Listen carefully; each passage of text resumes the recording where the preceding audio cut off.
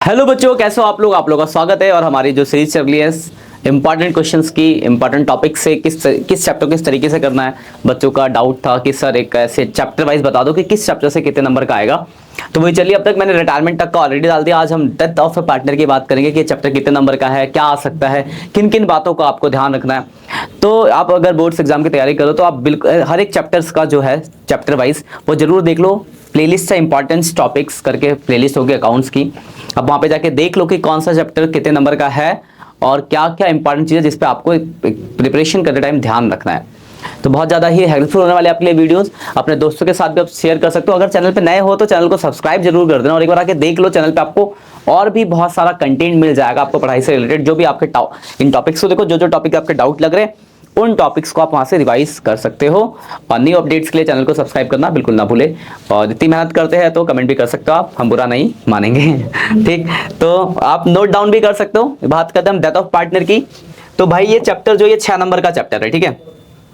Death of partner की अगर बात की जाए तो ये चैप्टर आपको देगा कितने नंबर, तो 6 मार्क्स देगा ये चैप्टर। अब बोलोगे कि सर हमें क्या क्या चीजों को प्रिपरेशन करना है 6 नंबर के लिए। देखो, मोस्ट होपफुली 90% जो चांस है इसका वो तो ये आएगा इसमें से एग्जीक्यूटर अकाउंट। लेकिन जरूरी नहीं है, हो सकता है आपको जिसकी डेथ हुई उसका कैपिटल अकाउंट बनाने को भी आ जाए।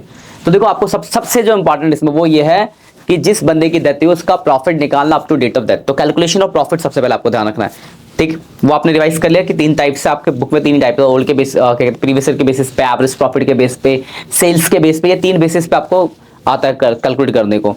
तो आप उनको रिवाइज कर लेना। 2-4 क्वेश्चन आप कर लेना कि जिसकी डेथ है उसका क्योंकि डेथ में क्या होता है, जिसकी डेथ है उसी का कैपिटल अकाउंट बना के उसका हिसाब किताब निकालना होता है कि उसका एग्जीक्यूटिव को कितनी पेमेंट करनी है। तो एक वो टॉपिक के 2-4 क्वेश्चन कर लेना। और सबसे ज्यादा जो आप फोकस करना वो करना है एग्जीक्यूटिव अकाउंट पे। देखो, ज्यादा मेहनत नहीं करनी है एग्जीक्यूटिव पे, कैपिटल अकाउंट पे थोड़ी मेहनत करनी पड़ेगी, उसमें डिफरेंट एडजस्टमेंट्स आती है। एग्जीक्यूटिव में क्या होता है, पेमेंट है। 2 ही तरह के क्वेश्चन आपके बुक में, yearly installment, half yearly installment. दोनों के ही लेक्चर्स मैंने डाल रखे हैं। डिफरेंट तरीके के आपको क्वेश्चन मिल जाएंगे, वो 2 लेक्चर्स। उसके अलावा भी नए लेटेस्ट बुक का क्वेश्चन एक अभी डाला मैंने। उसमें क्या कि जैसे पेमेंट में हम कैश देते हैं, तो क्वेश्चन में ऐसा आया था, पूरा सेम क्वेश्चन है कि ईयरली इंस्टॉलमेंट, लेकिन स्टार्टिंग में लिखा था कैश नहीं फर्नीचर दिया। बच्चे कंफ्यूज, छोड़ दिया भाई, फ्री के 6 नंबर है क्यों छोड़ो। जहां कैश लिखा था वहां फर्नीचर लिख दोगे, मशीन देंगे तो मशीन लिख देंगे। पहली बार पहली पेमेंट जो इमीडिएटली दी फर्नीचर दी और बाकी इंस्टॉलमेंट सिस्टम से पेमेंट करें, तो वैसे ही बनेगा। तो इस तरीके का क्वेश्चन आएगा। तो एक एग्जीक्यूटिव में हाफ ईयरली इंस्टॉलमेंट और एक ईयरली इंस्टॉलमेंट को बहुत अच्छे से रिवाइज कर लेना। 2-2 क्वेश्चन आप दोनों के कर लेना, रिवाइज होगा, ज्यादा मेहनत करनी नहीं है।